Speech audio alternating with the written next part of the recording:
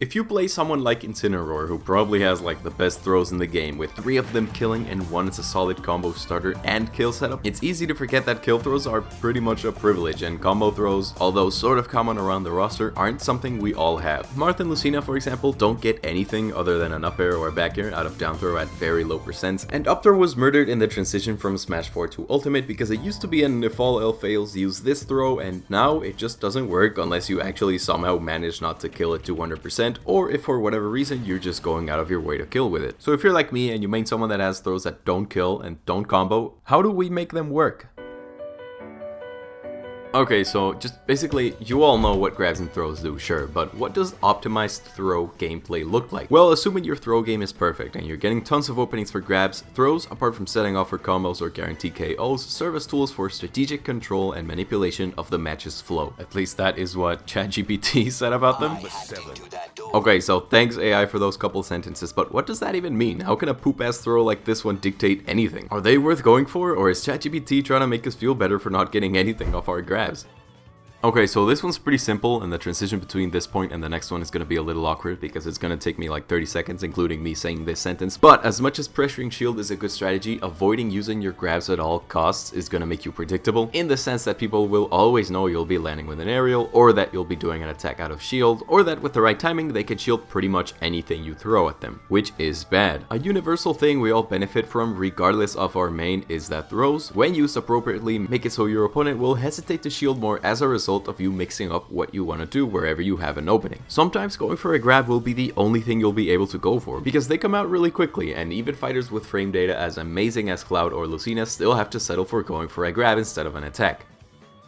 Yes, Lane's forward throw here probably isn't gonna kill you, but it does have enough knockback to put you at the ledge or off stage, and anyone can gain so much from having stage control, especially at the ledge. But it's not just about throwing your opponent off stage and setting up an edge guard or a ledge trap, but maybe throwing them up to set up a juggle, or towards any direction to control the distance between you two if you're trying to zone them out. I could go on and on about the benefits of positioning, but a video on this topic alone could take up an entire video, which isn't the goal right now. So keep in mind that positioning might be a complicated idea to fully implement into your playstyle, but once you have the hang of it, these throws won't be for nothing anymore, because they'll be helping you maintain stage control as much as possible, which could in the end mean killing earlier than your average skill throw.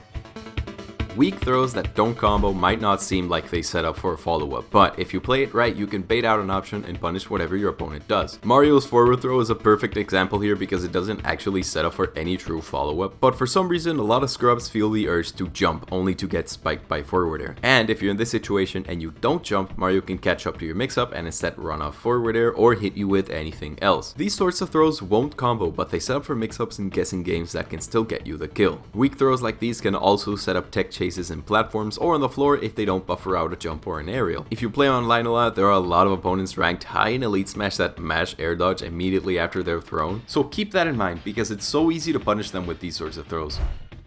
When your throws don't do a lot of knockback or don't combo very well, it's most likely because the game knows your character can manage without them, since you already have good options. My final point in this video is, take having these kinds of throws as a sign that your main is great at everything else. As much as I'd like for her to be broken, Lucina has no business having a kill throw. She's already amazing at everything else, and that came at the expense of her throws not being all that good for killing or combos. So what? She doesn't need them. So there's your uses for throws that don't combo or don't kill. But before I finish, keep in mind that just because in Smash there's no such thing as a pointless throw, doesn't mean we should all grab as much as we can. Remember what I said 20 seconds ago? Your main probably already has the tools they need so that they don't need to rely on grabs as much as other characters do. These throws have their uses, and you should still use them, obviously. I mean, at the end of the day, this video was made entirely so I could point out their strengths. Just make sure you don't overdo it and grab when you're better off going for an attack. It's the sad truth, but these throws are just made to be not as good. I'll use them when I have to, and like I said, they're not pointless, but I'd be wasting Lucina's potential if I used her grabs all the time instead of her amazing normals or amazing everything else. It's all about trying to implement these tips into your playstyle naturally, just being careful not to force it and end up undermining your main's potential in the other parts of their kit. And that is the video. Subscribe, please. Okay, cool, bye. Join the Discord. Oh.